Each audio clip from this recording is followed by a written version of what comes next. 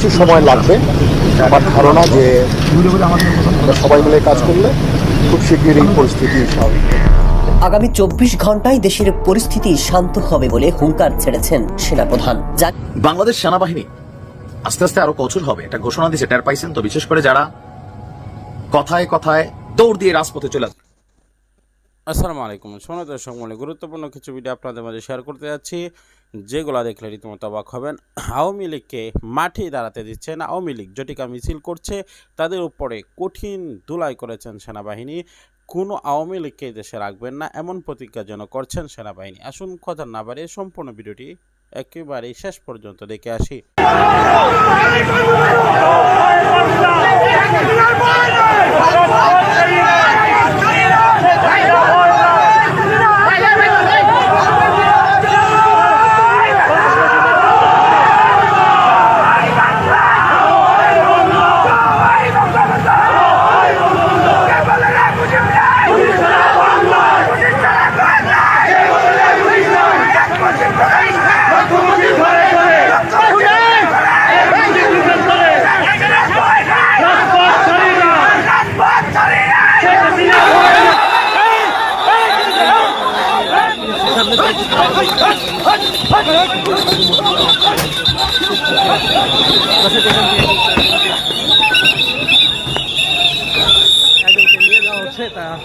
তার সাথে আমরা একটু কথা বলার চেষ্টা করবো। দর্শক এই মুহূর্তে রয়েছে পিএসসির সামনে কিন্তু শিক্ষার্থীদের কিন্তু সেনা প্রশাসনের কিন্তু পাল্টা ধাওয়া কিন্তু চলছে। দর্শক এই মুহূর্তে কিন্তু পিএসসির সামনে কিন্তু একটি উত্তেজনার পরিস্থিতি কিন্তু তৈরি হয়েছে। এখানে শিক্ষার্থীদের মধ্যে থেকে কিন্তু একজনকে কিন্তু ইতিমধ্যে কিন্তু আটক করা হয়েছে এবং পাশে দেখতে পাচ্ছেন যারা শিক্ষার্থী রয়েছেন তাদেরকে কিন্তু সেনাবাহিনী সদস্যরা এবং প্রশাসন যারা রয়েছেন আইনশৃঙ্খলা রক্ষাকারী বাহিনী তারা কিন্তু শিক্ষার্থীদের কিন্তু ধাওয়া দিয়েছেন। এতে করে কিন্তু শিক্ষার্থী যারা এখানে অবস্থান করছিলেন তারা ছত্রভঙ্গ হয়ে কিন্তু সামনের দিকে কিন্তু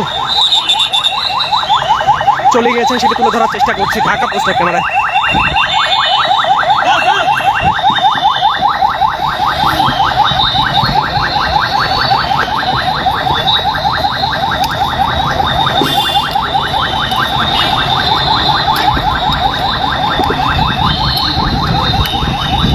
দর্শক যেমনটি বলছিলাম, বেশ কিছুদিন ধরে পিএসসি শিক্ষার্থী যারা ছিলেন তারা কিন্তু বিভিন্ন দাবি নিয়ে কিন্তু পিএসসির সামনে অবস্থান করছিলেন।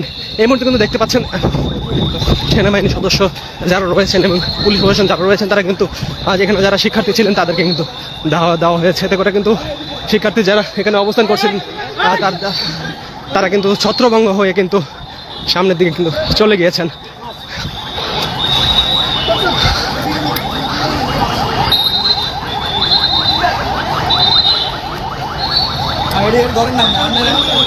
দর্শক দেখতে পাচ্ছেন এখানে বেশ কিছু শিক্ষার্থী ছিল, তাদেরকে কিন্তু সরিয়ে দেওয়া হচ্ছে।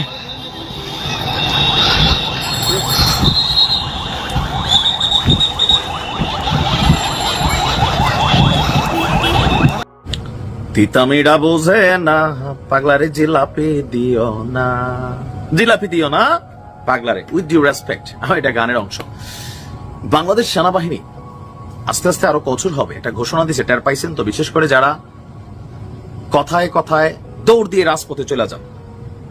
ভাই ঠিক আছে, জুলাই আগস্ট রাজপথ থেকে উঠে আসছে আগস্ট পরবর্তী বাংলাদেশ, কিন্তু খেয়াল রাখতে হবে এই বাংলাদেশে আপনার আন্দোলন আপনি করেন না, এটা আপনার ব্যক্তি আন্দোলন। যেটা আপনি ক্ষেতের মধ্যে করতে পারেন, আপনি স্কুলের মাঠে করতে পারেন, সোহরাওয়ার্দী উদ্যানে গিয়ে করতে পারেন, জাতীয় চিড়িয়াখানায় গিয়ে করতে পারেন, কিন্তু এমন কোন জায়গায় আপনি করতে পারেন না যেটা আমার সমস্যার কারণ হবে, তাই না? এই যে রাস্তায় কথায় কথায় রাস্তায় নেমে যাওয়া, মহাসড়ক ব্লক করে ফেলা, তারপর হচ্ছে আপনার ঢাকা শহর, সারা বাংলাদেশ থেকে এখানে মানুষ আসে, বিভিন্ন কাজে আসে, হাজার হাজার টাকা খরচ করে আসে, আইসা দেখে কি এই এলাকা ব্লকেট, এখানে গেলে হুন্ডা আটকাই দেয়, আবার বেশি কিছু করলে আওয়ামী লীগের ফেসিস দোসর, এগুলা বলে অনেকে হেনস্থার ঘটনা ঘটছে। আপনি প্রতিদিন যখন এই কর্মকাণ্ডগুলো করছেন মানুষ বিরক্ত পায়, কারণ রিক্সাওয়ালারা রিক্সা চালাইতে পারে না, ভ্যানওয়ালারা চালাইতে পারে না, সিএনজিওয়ালারা চলতে পারে না, ড্রাইভাররা ভাত খাওয়া বন্ধ। একটা রাস্তার উপরে তো মানুষের অফিসের 9টার টাইম শেষ, কারোর পরীক্ষা ডিস্টার্ব করতেছেন আপনি।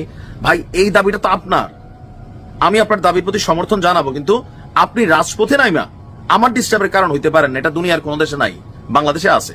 এখন এদের আবার বক্তব্য কি, এইভাবে কি হয়? রাজপথে নাইমে দাবি আদায় করতে হয়। আমাদের নাহিদ ভাইরা দেখা দিয়ে গেছেন, ওইটা আলাদা আন্দোলন ছিল, আলাদা ছিল, বাট আপনার এটা আলাদা। আরেকবারই নাহিদ ভাইদের এটা তৈরি করা, নাহিদ ভাইরা নিজেরাই তো এখন ভাই মানুষ পায় না, আপনি কই চিন্তা করতেছেন?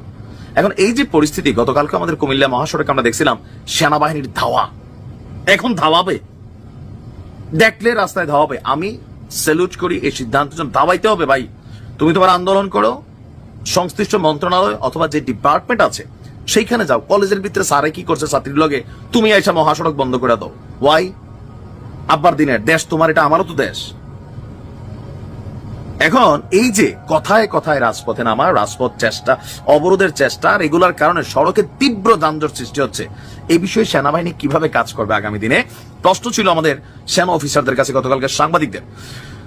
তো আমাদের যিনি প্রশ্নের উত্তরদাতা, ওনার নাম সম্ভবত আমি একটু দেখে বলছি ওনার নামটা, সেনানিবাসে একটা সাংবাদিকদের জন্য বিশেষ প্রোগ্রাম ছিল, তো সেখানে আমাদের যিনি দায়িত্বশীল কর্নেল শফিকুল ইসলাম, তো তিনি আপনারা বলছেন যে